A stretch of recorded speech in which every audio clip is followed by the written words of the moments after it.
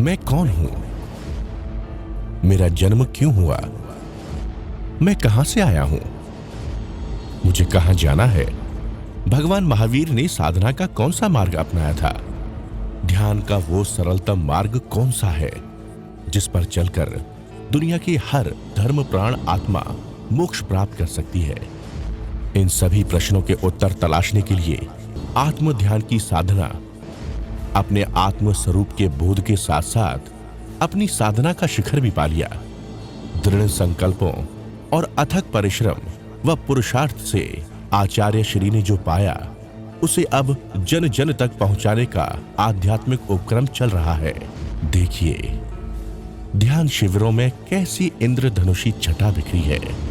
मन के अंधेरे कोनों से कैसे प्रकाश की किरणों का अवतरण हो रहा है। देखिए कैसे विचार और भाव केंद्रित हो गए हैं। मन और प्राण उसमें घुलने लगे हैं। देखिए कैसे शिवरार्थियों की रुचियां, प्रवृत्तियां और जीवन को देखने, परखने, समझने और फिर क्रिया प्रतिक्रिया करने का नजरिया ही बदल गया है। आइए हम सब बिना वक्त गवाए हिस्सा बनते हैं आत्म ध्यान साधना के इस अलौकिक जश्न का और खोजते हैं अपने अंतस में खुशियों का खजाना।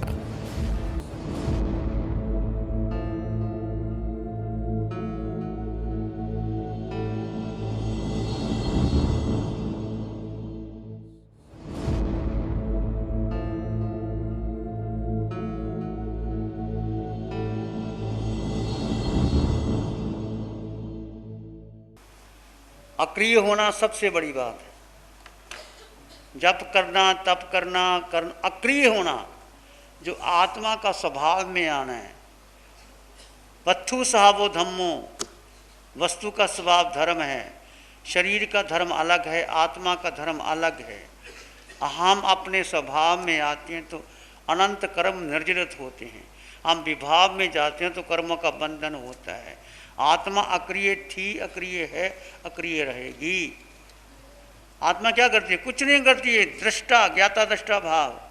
और मन ही चंचल है। बुद्धि, मन, इंद्रियां ही घुमा रहा है। ये 4 गति 84 लाख जीवन हमने क्यों भ्रमण किया? हमने मन के कारण, बुद्धि के कारण, इंद्रियों के कारण सब घुमा रहे हैं। परिवार में ले गए, धन में शक्ति, सब ये मन घुमा रहा है, बुद्धि घुमा रही है। आत्मा मात्र दृष्टा है।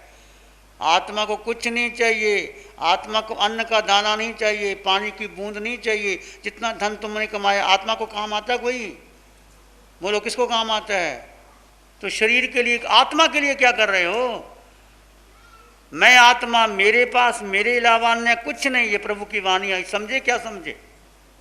समझो ध्यान क्या है। आत्मा की अक्रिय अवस्था क्या होती है? कुछ नहीं करना, कुछ करना नहीं, आनंद में रहना, ये ध्यान है। ध्यान का कुछ नहीं करना, अपने में स्थित हो जाना, अपने स्वभाव में आ जाना, यही ध्यान है। ये सबसे कठिन है करना। मन कहीं ना कहीं चालाकी खेलता है। ये कर लो, वो कर लो, इसको मिल लो, इसको मिल लो। यहां कर्म बंधन का कारण है। नहीं हो सकता अक्रिय अवस्था।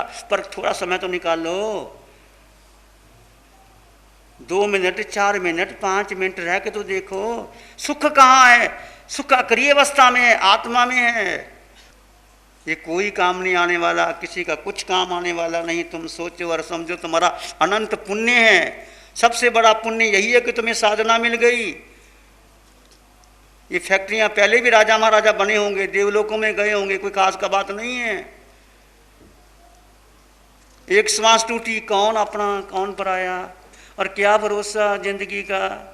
ऐसे धन पे धन, फैक्ट्री पे फैक्ट्री, बेटे के लिए सारी प्लानिंग बेटे के लिए करते हो, पोते के लिए करते हो, उसके लिए करते हो।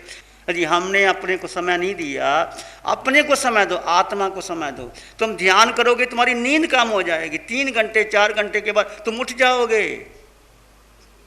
भीतर का सुख अभी मिला नहीं है आपको। तुम बाहर के सुख से तृप्त हो कि बाहर में बहुत सुख है। सुख है ही नहीं बाहर। मनपसंद का भोजन कर लो, ज़्यादा कर लो, दुखी हो जाओगे। और लक्ष्मी तो चंचल है, आज है कल नहीं है। बेटे को अपना क्यों मानती हो? मैं तो हैरान की बात है। बेटा तुम्हारा है।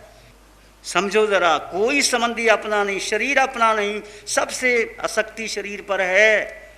शरीर के साथ सारे संबंध, माता पिता, बहन भाई, पत्नी, परिवार, धन, गुरु, परंपरा, शिष्य, ये सब नाशवान है, कोई तुम्हारा नहीं है एक आत्मा के सिवाय।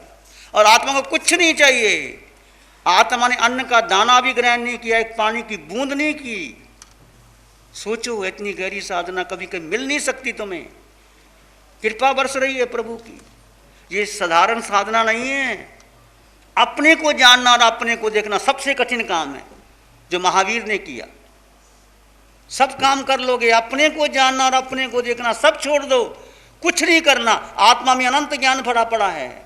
कबीर ने कौन सी किताबें पढ़ी थी? महावीर ने कौन से यूनिवर्सिटी में पढ़े थे? महावीर अपने को जानते, देखते, करते, अपने कर्मों को हम देखे मेरे पर कितने कर्म लगे हैं, कर्मों को काटना है। और ध्यान, कौशक, मौन, इसमें आकर के कर्म कटेंगे और कोई मार्ग नहीं है। देह एक प्रयोगशाला बनाओ और आत्मा में स्थिर कर दो। यदि आप एकत्व भावना है तो आप संग चाहते हो किसी का? एकत्व भावने का मतलब मुझे कुछ नहीं चाहिए। यदि आप संग चाहते हो तो एकत्व भावना कैसे हुई? भगवान ने कहा आत्मा अकेली थी, अकेली है, अकेली रहेगी। मैं अकेले का मतलब मुझे कोई संग नहीं चाहिए, कुछ भी नहीं चाहिए। महावीर अकेले थे, सभी तीर्थंकर भगवंत अकेले थे। हम किसी का साथ क्यों चाहते हैं? कि हमारा मन रास्ता निकालता है। आत्मा को बलवान बनाओ ना। एक आत्मा, तुम्हारी आत्मा के सिवाय कुछ भी नहीं। और जब भी मोक्ष जाओगे अकेली आत्मा जाएगी और कुछ जाने वाला नहीं। समझो इसको। एकत्व की भावना केवल हम पढ़ लेते, मैं भी कह देता हूँ, पर यदि हम संग चाहते हैं, मेरा परिवार, मेरा शिष्य, मेरा ये, मुझे सुख मिल जाए, तो एकत्व भावना नहीं है हमारे भीतर। प्रयास करो, घंटा, 2 घंटे, 4 घंटे अकेले रहो, मौन में रहो। ये साधना घर में प्रयास करो, इसको प्रमुखता दो, जो तुम्हारी जिंदगी में काम आएगी।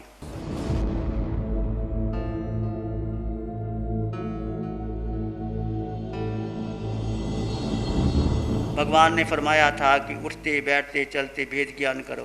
कि खुली आंखों से ध्यान करो, बंद आंखों से ध्यान करो। तो कैसे करते हो आप? भेद ज्ञान बना रहता है सबका। जितना भेद ज्ञान परिपक्व होगा उतनी साधना आगे बढ़ेगी। ये सबसे डिमार्केशन है कि भेद ज्ञान प्रमुख होना चाहिए। प्रतिपल प्रतिक्षण मैं शिव मुनि नहीं, मैं साधु नहीं, ये शरीर का नाम है, मैं आत्मा। और जब भोजन करो तो भोजन कौन करता? आत्मा भोजन करती है क्या? तो शरीर को भोजन दिया, भूख लगी, शरीर को भूख लगी, ठीक है, शरीर को भोजन दे दिया, पे मैं मात्र दृष्टा। जो जो क्षण दृष्टा में रहेंगे वो कर्मों की नजरा होगी।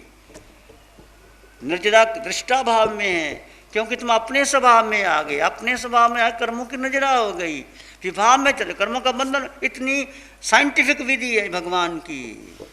कोई मंत्र नहीं, तंत्र नहीं, कुछ नहीं करना, केवल अपने को जानना और अपने में स्थित होना। श्री पंदराज ऐसे नहीं कहा, जे स्वरूप समझा बिना पामे दुख अनंत, समझावे ते पद नमु श्री सतगुरु भगवंत। जिसने आपको स्वरूप का बोध दे दिया, जिसने आपको आत्मदृष्टि दे दी, जिसने आपको क्षायक समकत दे दी, उसके चरण पकड़ लेना, छोड़ना मत। भोजन करते समय भेद ज्ञान नहीं रहता तो प्रयास करो, चलते समय, उठते समय, खाते समय, कुछ भी करो, भेद ज्ञान बना रहना। भोजन किया, 15 मिनट में भोजन किया, आधे घंटे में 5 मिनट तो याद रहे। जाओ भोजन करते समय प्रभु का प्रसाद समझ के हाथ में थाली ली, शरीर भोजन कर रहा है, मैं आत्मा। दृष्टा भाव से भोजन करो, आपकी भूख कम हो जाएगी, आपका स्वाद कम हो जाएगा, आप गलती से भोजन कर ही नहीं पाओगे। और भोजन करते करते भी ध्यान हो जाएगा आपका। जब आप रात को विश्राम करते हो तो केवल शरीर विश्राम कर रहा है, मैं मात्र दृष्टा। दृष्टा भाव पुष्ट हो गया तो अनंत कर्मों की नजरा प्रति पल प्रतिक्षण हो रही है। कहने को आसान है, सबसे कठिन काम यही है। जप कर लेना, पाठ कर लेना, स्वाध्याय कर लेना उत्तम है, पुण्य का बंध होता है, पर कर्म नजरा दृष्टा भाव में ही होती। समझ गए? केवल दृष्टा भाव में कर्मों की नजरा। कितना समय हम दृष्टा भाव में रहते, देखो तो मन कहीं ना कहीं उलझा रहता है। ये कर लो, वो कर लो, इसको दे दो, वो मैंने 28 तप कर लिया, मैंने मासकमन कर लिया, मैंने स्वाध्याय कर लिया। ये कर्ता भाव है तुम्हारा। आत्मा करता है ही कुछ नहीं करती।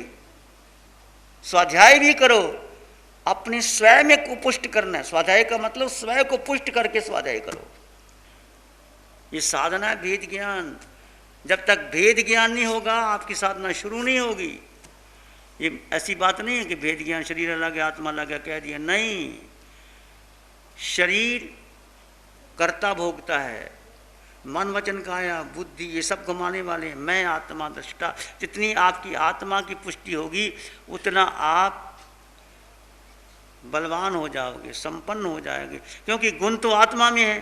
अनंत ज्ञान आत्मा में, शरीर में अनंत ज्ञान थोड़ा, मन में थोड़ा अनंत ज्ञान है। अनंत ज्ञान, अनंत दर्शन, अनंत सुख शक्ति किस में है? आत्मा में। हम कहाँ ढूंढ रहे हैं? हम शरीर में ढूंढ रहे हैं, भोजन में ढूंढ रहे हैं, बच्चों में ढूंढ रहे हैं, धन में ढूंढ रहे हैं। है ही नहीं वहाँ तो मिलेगी कैसे? सब्जी वाले की दुकान पर हीरा खरीदना चाहो, सब्जी वाला दे देगा हीरा? बोलो, सब्जी मिलेगी तो हीरा कहाँ मिलेगा? देह की शक्ति में आपको आत्मा के गुण मिल सकते हैं। देह और आत्मा पास पास में है पर दोनों अलग अलग हैं। भेद ज्ञान। मैं आत्मा हूं, था, रहूंगा। कुछ भी करो आत्मा को मत भूलो। हम बार बार कहते हैं, मैं नहीं कहता, परमात्मा की वाणी कहती है। एक आत्मा के सिवाय तीनों लोकों में, तीनों कालों में तुम्हारा कुछ भी अपना नहीं है। इस वाक्य को याद कर लेना। मैं आत्मा, मेरे पास मेरे अलावा अन्य कुछ नहीं। जब किसी की याद आए, कोई धोखा दे जाए, आपका बेटा, आपकी पत्नी, आपका परिवार, धन चला जाए, संबंधी चले जाएं, रोग आ जाए, बीमारी आ जाए, क्या याद करना? मैं आत्मा, मेरे पास मेरे अलावा अन्य कुछ है ही नहीं। वाणी में आया था, अनादिकाल से भटक रहे हैं इस जड़ काया में, कभी भरत क्षेत्र में, कभी महाविदय में, कभी देवलोक में, कभी नरक में। हम गए सब। भगवान की वाणी पर विश्वास रखो। अनंत काल तक भटके हैं हम। क्यों भटके? हमारा मोह, हमारा मिथ्यात्व, हमारा अज्ञान। इस प्रकार भेद ज्ञान को जिए और अपना पिंड तुम्हें खाल लगे। ये शरीर एक खाल लगे, एक खाल दिखाई शरीर, और लगेगा जब आप गहरे जाओगे, एकदम नहीं लगेगा। भेद ज्ञान करो, देह और आत्मा का भेद करो। ये देह खाल लगे और तुम आत्मा लगे। जितना गहरा भेद ज्ञान करोगे उतनी साधना परिपक्व होगी। गुरुदेव जी ने आशीर्वाद भी बहुत दिया, संतों ने बहुत आशीर्वाद दिया, सबने बड़ा प्यार दिया। और गुरु महाराज के आगे, गुरुदेव जी के आगे हमेशा मैं हाथ जोड़ के प्रार्थना करूंगा इनसे, राष्ट्र के लिए, अमन शांति के लिए, महावैद्य का संदेश के लिए। जैसे खुद भगवान यहाँ विराजमान हैं, बहुत शांति मिल रही थी। वंदे मातरम। जय गुरुदेव, जय महावीर जी, वंदे मातरम।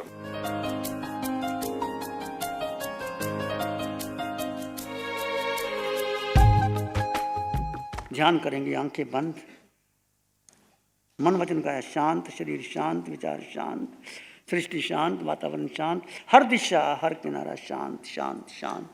सिर के सिरे से पांव के अंगूठे तक अपने भीतर शुद्ध चेतना का एहसास कीजिए। तुम केवल केवल केवल केवल आत्मा हो।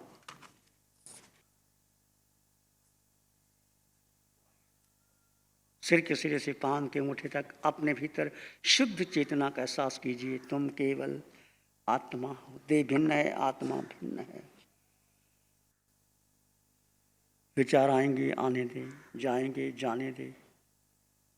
तुम विचार नहीं, तुम मन नहीं, तुम बुद्धि नहीं, इंद्रियां भी नहीं। ये अजीब शरीर बदलता है, प्रतिपल प्रतिक्षण बदलता है। जो नहीं बदलता वो तुम आत्मा हो। अजर अमर अविनाशी सत्य चित्त आनंद स्वयं में संपन्न परिपूर्ण आत्मा। आत्मा का स्वभाव मात्र दृष्टा है। दृष्टा भाव में रहोगे तो कर्मों के नहीं रहोगे। दृष्टा भाव लाएगा प्रेम, करुणा, मैत्री, जिम्मेदारी। कर्ता भोगता में मूर्छा है, मोह है, आसक्ति है, कामना है, वासना है, संसार है। कर्ता भोगता में, दृष्टा भाव में शांति है, प्रेम है, निर्वाण है, मोक्ष है, निर्जरा है। चुनाव तुम्हारा है, तुम क्या चुनना चाहते हो। अनंत काल में हमने देह को चुना, मन के पीछे लगे, इंद्रियों के पीछे लगे, संसार लंबा होता चला गया। अब संसार को छोटा करना है। अपने भीतर आ जाओ, अपने को जानो।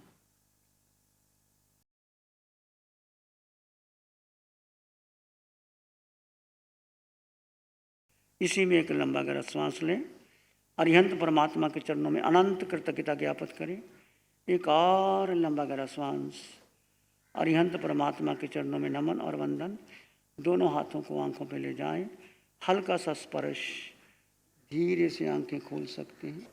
नमो अरिहंतानंग, नमो सिद्धानंग, नमो आर्यनंग, नमो जयनंग, नमो लोए सब सावनंग जी धम्मो मंगल मुखी ठमा हिंसा संयमो तपो देवा वित्तंग नमंग संति जस धम्म से मनो जी श्री चत्तारी मंगलम अरहंता मंगलम सिद्धा मंगलम साहु मंगलम केवली पणतो धम्मो मंगलम। चत्तारी लोगोत्तमा, अरहंता लोगोत्तमा, सिद्धा लोगोत्तमा, साहु लोगोत्तमा, केवली पणतो धम्मो लोगोत्तमो।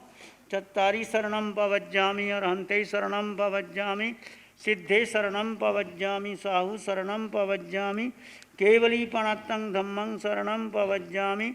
चार शरण दुकारण जगत में और न शरणा कोई होगा। जो भव्य प्राणी करे आराधन, उसका अजर अमर पद होगा। उसका सदा ही मंगल हो।